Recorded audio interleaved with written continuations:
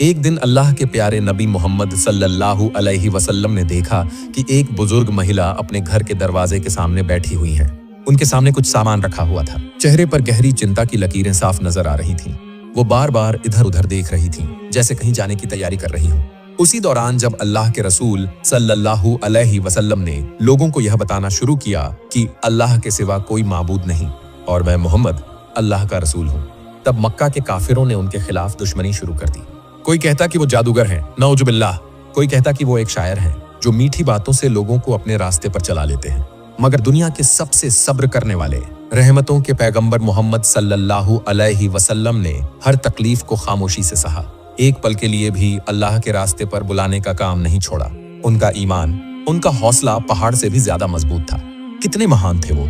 इधर वो बुजुर्ग महिला अपने आंगन में बैठी गहरी सांस लेकर खुद से बुदबुदाई, न जाने अगर कभी मेरा उस आदमी से सामना हो गया तो, अगर उस जादूगर ने मुझे भी कोई बात कह दी तो कहीं मेरा दिल भी न बदल जाए। वो सोच में डूबी हुई थी, मोहम्मद नाम के उस इंसान के बारे में, जिसके बारे में लोग कहते हैं कि उसकी बातें दिल में उतर जाती हैं, जिसे एक बार सुन लो फिर उससे मुंह मोड़ना मुश्किल हो जाता है। वो खुद से कहने लगी, नहीं, मैं अब इस शहर में नहीं रह सकती, जितनी जल्दी हो सके यहाँ से निकल जाना चाहिए। ठीक उसी वक्त रसूलुल्लाह सल्लल्लाहु अलैहि वसल्लम उस रास्ते से गुजर रहे थे। उन्होंने उस बुजुर्ग महिला को देखा, रुक गए। उन्होंने महसूस किया कि ये महिला कहीं जाने की तैयारी कर रही हैं, लेकिन वो बहुत कमजोर लग रही थीं और उनका सामान भी भारी था। नबी रहमत ने नरमी और मोहब्बत भरी आवाज में पूछा, अम्मा जान, आप कहाँ जा रही हैं? बुजुर्गा थोड़ी चौंक गईं और बोली, बेटा, मैं इस शहर को छोड़कर जा रही हूँ। यहाँ रहना अब महफूज नहीं रहा। यहाँ एक जादूगर आ गया है जो लोगों के दिलों को अपनी बातों से खींच लेता है। मैं नहीं चाहती कि मेरे साथ भी वही हो। नबी जी सल्लल्लाहु अलैहि वसल्लम ने सिर झुकाकर उसकी सारी बातें ध्यान से सुनी। बड़े ही सुकून भरे लहजे में बोले, अम्मा जान, क्या मैं आपकी मदद कर सकता हूँ? आपका सामान तो काफी भारी लग रहा है। बुजुर्ग महिला कुछ पल के लिए नबी जी की तरफ देखती रह गई। सोचने लगी, ये कैसा नौजवान है। आजकल के जमाने में कोई किसी की इतनी फिक्र करता है क्या? थोड़ा सोच विचार कर बोली, बेटा, अगर तुम मेरे इन सामानों को मेरे सिर पर रखवा दो तो मेरी बड़ी मदद हो जाएगी। नबी जी थोड़े आगे बढ़े और सामान उठाने लगे। वाकई में बोझा काफी भारी था। उन्होंने समझ लिया कि इस उम्र में ये महिला इसे उठाकर कहीं जा नहीं सकती। फिर बहुत नरमी से बोले, अम्मा जान, आपका बोझ तो वाकई बहुत भारी है और आप भी तो बुजुर्ग हो चुकी हैं। अगर आप इजाजत दें तो क्या मैं आपको आपके ठिकाने तक पहुंचा दूं? इस बार महिला हैरान रह गई। इतना शरीफ, इतना रहमदिल लड़का। वो एक पल को चुप रह गई, फिर गहरे शुक्र के साथ बोली, बेटा, इससे बढ़कर और क्या मेहरबानी हो सकती है? तब अल्लाह के रसूल सल्लल्लाहु अलैहि वसल्लम ने वो बोझ अपने कंधे पर उठा लिया और धीरे धीरे उस महिला के साथ चलने लगे। महिला थकी हुई थी, हाँफ रही थी, लेकिन बातों का सिलसिला बंद नहीं हुआ। चलते चलते उन्होंने नबी जी की तरफ देखा और बोली, बेटा, मैं तुझे एक बात बताती हूँ। अगर तू समझदार है तो इस शहर को छोड़कर चला जा। यहाँ एक बहुत खतरनाक जादूगर आ गया है। उसका नाम है मोहम्मद। वो खुद को नबी कहता है। हमारे पुरखों के पूज्य देवताओं के बारे में झूठ बोलकर लोगों को गुमराह करता है। नबी जी खामोशी से चलते रहे, कोई जवाब नहीं दिया। महिला ने थोड़ी देर सांस ली, फिर दोबारा बोली, उसकी बातों में ऐसा जादू है कि जो एक बार सुन ले वो उसी का होकर रह जाता है। उसकी बातों से लोग इतने मुतासिर हो जाते हैं कि फिर उसे ही मानने लगते हैं। न जाने कितने लोग उसके जाल में फंस चुके हैं। उन्होंने अफसोस भरे अंदाज में सिर हिलाया, जैसे कोई बहुत बड़ा खतरा बयान कर रही हो। नबी जी फिर भी चुपचाप उसकी बात सुनते रहे, जैसे कुछ सुना ही नहीं। महिला अब थोड़ा संजीदा होकर बोली, बेटा, मैंने सारी जिंदगी अपने देवताओं की पूजा की है। मैं नहीं चाहती कि अब इस उम्र में आकर मेरा ईमान डगमगाए। मेरे पुरखों ने जिस तरह जिंदगी बिताई, मैं भी उसी राह पर चलना चाहती हूँ। मैं नहीं चाहती कि मोहम्मद की बातों में आकर मैं भटक जाऊं। मैं तुझे भी समझा रही हूँ, उससे दूर रहना। पूरे रास्ते भर वह बुजुर्ग महिला लगातार उस नौजवान से एक ही बात कहती रही, बेटा, मैं तुम्हें समझा रही हूँ। मोहम्मद नाम का एक आदमी आया है इस शहर में। वह कहता है कि वह नबी है और क्या क्या नहीं बोलता। हमारे पूर्वजों के पूज्य देवताओं को झूठा कहता है, लोगों को बरगलाता है। उसके पास कोई जादू है लगता है। जो उसकी बातें एक बार सुनता है वही उसका हो जाता है। वह और भी बहुत कुछ कहती रही। बेटा, उससे दूर रहना, बहुत चालाक है वो, न जाने कितनों को बहका चुका है। लेकिन उस नौजवान ने कुछ नहीं कहा। वह बस चुपचाप सिर झुकाए बुजुर्ग महिला का बोझ अपने कंधे पर उठाए आगे बढ़ता गया, मानो कुछ सुना ही नहीं। लंबे सफर के बाद वे गंतव्य पर पहुंचे। नौजवान धीरे से महिला का सामान नीचे रखता है, बहुत सावधानी से, ताकि उन्हें कोई तकलीफ ना हो। फिर वह वापस मुड़ने को होता है। बुजुर्ग महिला हैरान हो जाती है, बेटा, एक बात तो बता, तू है कौन? तूने तो अपना नाम भी नहीं बताया, इतना बोझ उठाया। मैं तो सबको बताऊंगी कि आज मुझे एक फरिश्ता मिला था रास्ते में। नौजवान हल्के से मुस्कुराया, अम्मा, नाम जानकर क्या करोगी? आपका काम तो हो गया, यही काफी है। बुजुर्ग महिला जिद करती हैं, नहीं बेटा, मैं जानना चाहती हूँ, तू इतना अच्छा, इतना विनम्र इंसान है, तेरा नाम मुझे जरूर जानना है। नौजवान थोड़ी देर चुप रहा, फिर बहुत नर्म आवाज में बोला, अम्मा, जिसे आप पूरे रास्ते गालियां दे रही थी, जिसे आप जादूगर, झूठा, बहकाने वाला कह रही थी, मैं वही हूँ, मैं मोहम्मद हूँ। बुजुर्ग महिला जैसे सुन्न पड़ गई, उनके होंठ कांपने लगे, आंखें फैली रह गईं, गला सूख गया। तुम ही मोहम्मद हो? रसूलुल्लाह सल्लल्लाहु अलैहि वसल्लम ने मुस्कुराकर सिर झुका दिया। हाँ अम्मा, मैं ही मोहम्मद हूँ। उस महिला की सारी दुनिया जैसे थम गई। उसे याद आने लगा कैसे कैसे उसने उन्हें अपमानित किया, क्या क्या नहीं कहा, और वह इंसान बिना एक शब्द बोले, बिना एक शिकवा किए उसका बोझ ढोता रहा, उसकी हर बात सुनता रहा। बुजुर्ग महिला की आंखों से गर्म आंसू बहने लगे। जिस शख्स के बारे में वह रास्ते भर अपमानजनक बातें करती रहीं, जिससे वह डरती थीं, वही एक महान दिल वाला इंसान उनके साथ था। पूरे रास्ते उन्होंने अपना परिचय तक नहीं दिया। वह अब और खड़ी न रह सकी। कांपते हुए वह रसूलुल्लाह सल्लल्लाहु अलैहि वसल्लम के पैरों के पास झुक गईं, अपने दोनों हाथ उनके पैरों पर रखकर फूट फूट कर रोने लगीं।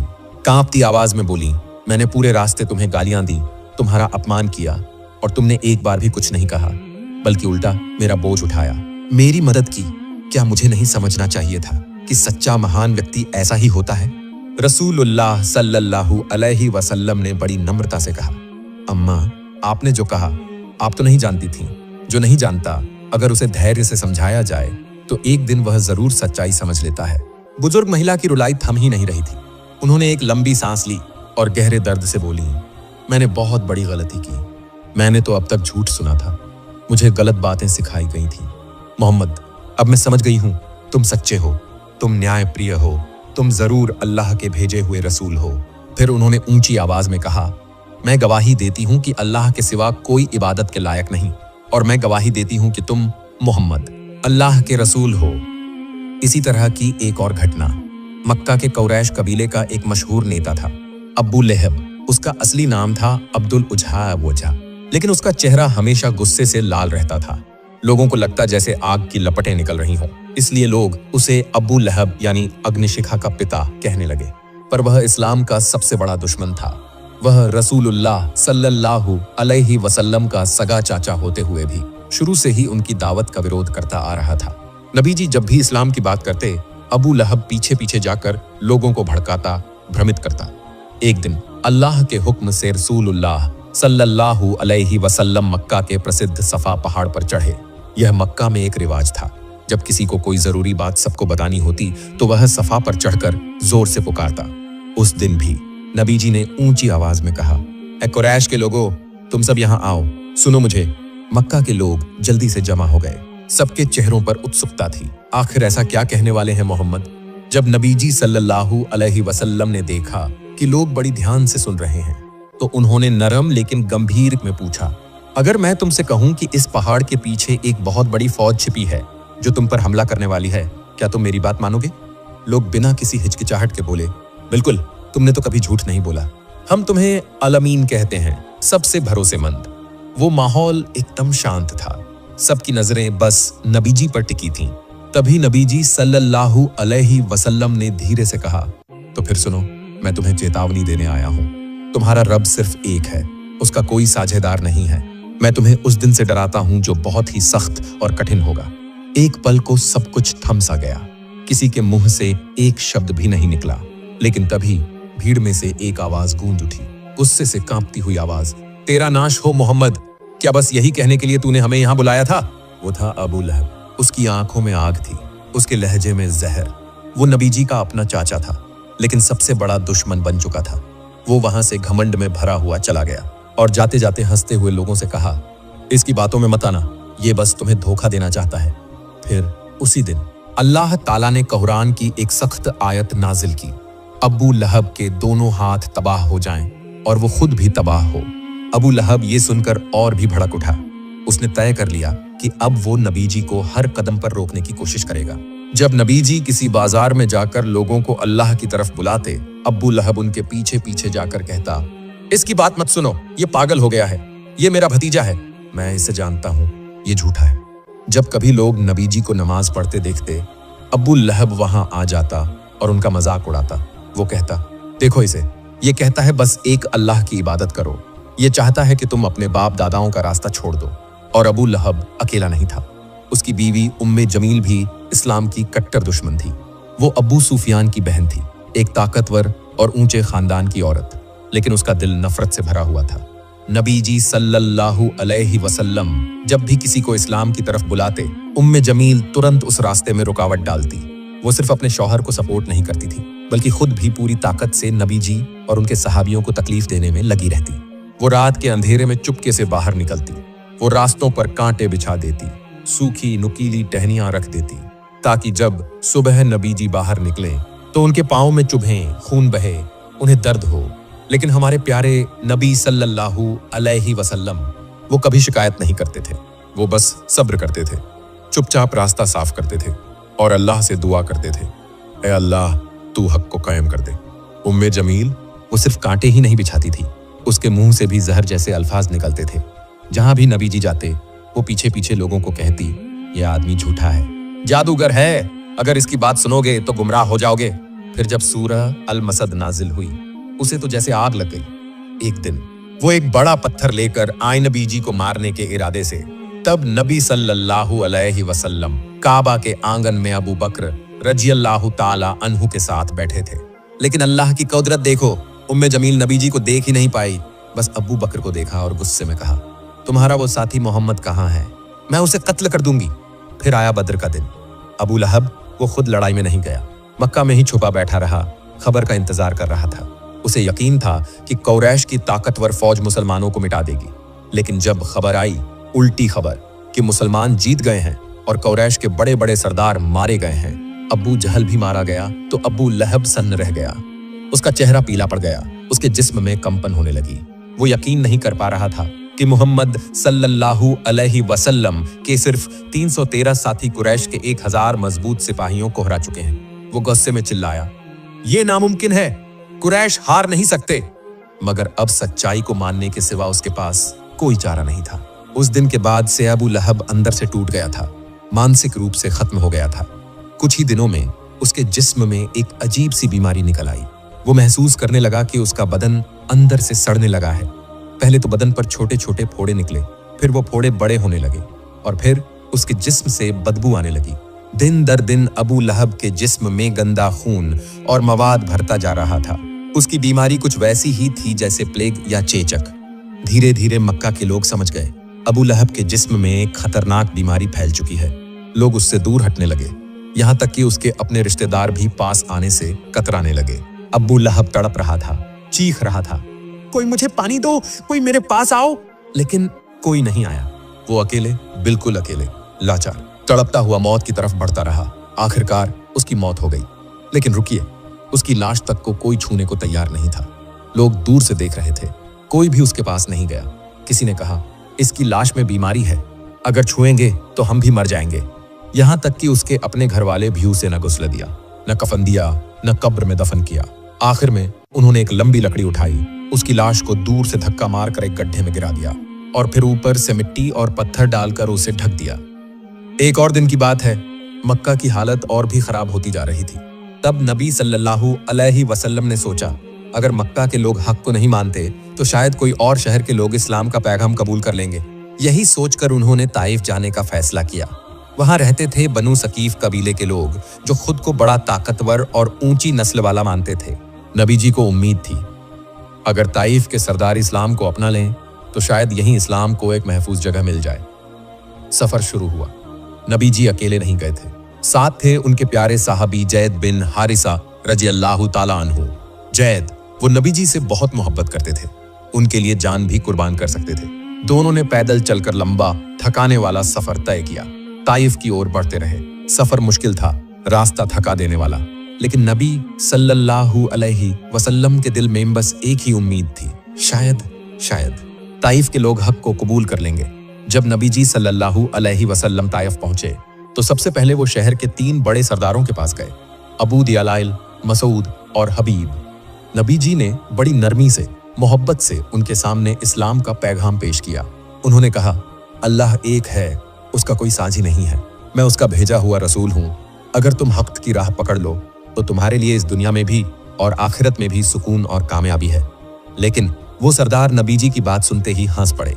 एक ने ताना मारते हुए कहा, क्या अल्लाह को तुझसे बेहतर कोई नहीं मिला नबी बनाने के लिए? दूसरे ने मजाक उड़ाया, अगर तू वाकई नबी है तो हम तुझसे बात करके अपनी जान खतरे में डाल देंगे, और अगर तू झूठा है तो तुझसे बात करना हमारे वक्त की बर्बादी है। किसी ने भी नबी जी को जरा भी इज्जत नहीं दी, बल्कि उन्हें उपहास, तौहीन और बेइज्जती के साथ शहर से निकाल देने का हुक्म दे दिया। उन्होंने शहर के बदमाश और उचक्के लड़कों को बुलवाया और कहा, इस आदमी को शहर से भगा दो, ऐसे भगाओ कि दोबारा लौटने की हिम्मत भी ना रहे।